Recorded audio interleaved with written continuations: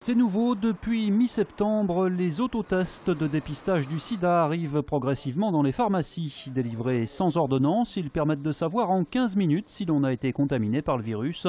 Mais attention, si on a un doute immédiatement après un comportement à risque, rien ne remplace le dépistage traditionnel par prise de sang, car l'autotest ne détecte pas les infections les plus récentes.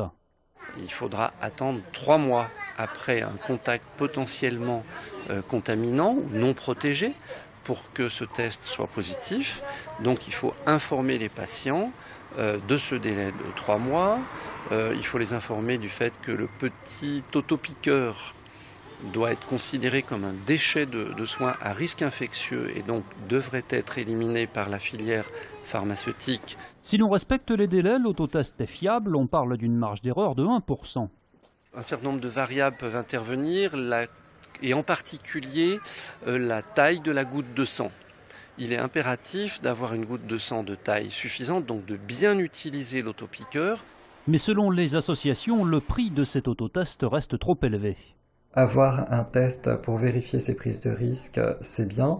Alors, le souci, c'est qu'il reste encore excessivement cher. 28 €, c'est vraiment un prix qui peut paraître exorbitant pour certaines tranches de population, notamment les populations migrantes.